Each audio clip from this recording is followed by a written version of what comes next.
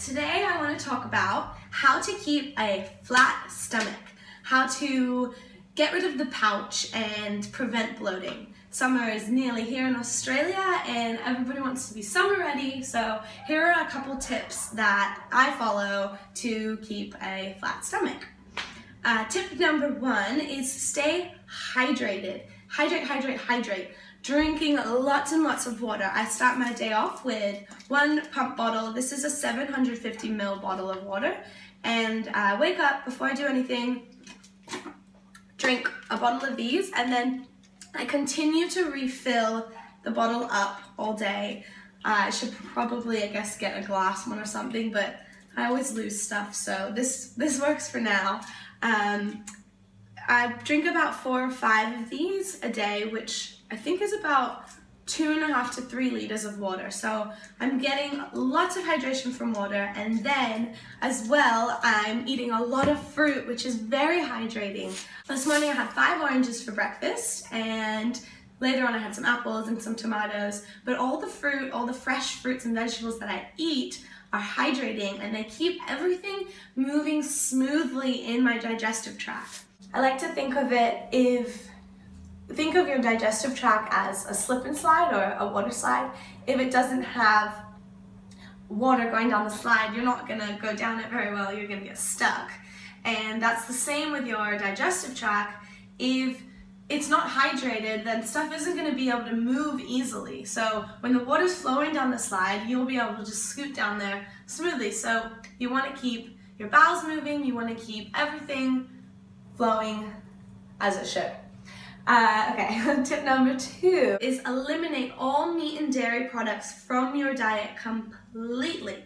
That's just fat waiting to be gained onto your stomach and other places and make you sick and just be bad for you in the long run. So cut out meat, cut out dairy. The reason for this is we're not carnivores. Carnivores have quite a short digestive tract. We, herbivores or frugivores, have a really long digestive tract, and that's because we slowly absorb the nutrients we get from the fruits and vegetables we eat.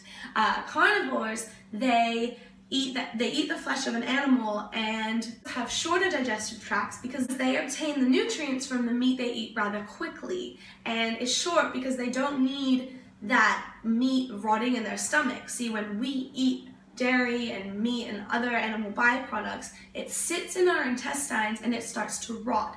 It even gets stuck to the walls of our bowels, which is quite disgusting. So if you want to have a flat stomach, don't get yourself all clogged up with food that you can't even digest right away. Fruits and vegetables, they go right through you. They're filled with fiber, they're filled with nutrients, and your tummy just can get the nutrients and then get rid of what it doesn't need. Tip number 3 is to stop eating about 3 hours before you go to bed. Eating after dinner just will lead to binge eating, overeating, and when the sun goes down, that's your time for your body to rest, start to rejuvenate, and we don't need more energy, so why would we eat more energy? Why would we eat more? Yeah, so one trick that I like to do is have a cup of tea after dinner if I'm craving something, or like maybe have a few dates with a cup of tea if you've got a craving. But don't have more food than necessary. Tip number 4 is just an easy ab workout. Try to do a little bit of ab workout every day so that you can keep toned. What I do is some simple exercises each day. You don't have to put a lot of time into it. I like to, every time that I'm brushing my teeth, like now I just do it automatically. I don't even think about it. Toothbrush goes in my mouth and I just start doing my squats. So I do 30 squats. And the trick is with your squats, if you really cinch in your waist, draw your belly button towards your spine, and you keep that tight core, and then you can start to squat all the way down. And then I clench my bum and I get to the top and keep the core turned on. And I do 30 of these while I'm brushing my teeth, and you can really feel your abs start to work. Another one is plank. Plank is good if you're just like, I don't know, reading a book or something. You don't even have to move. Ooh, I don't really have room. here, like this. And you're on your forearms, and you're reaching your heart forward, but you're tucking your tailbone, so you're lengthening your spine, and then you're lifting your belly button towards your spine. And you're trying to kick your heels as far away from you as possible. And then that is a good core workout. I also do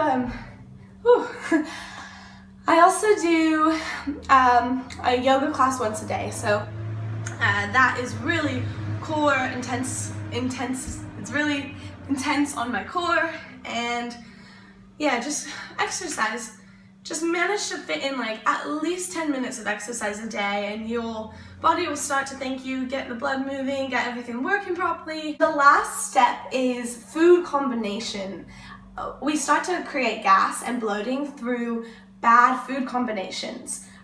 Like if you're combining fruit with the starches. So if you eat a bunch of watermelon and then you go and eat some potatoes, that's not going to go well together, because the fruit digests much quicker than the other food, and then they start to mix and they start to form gases in your tummy.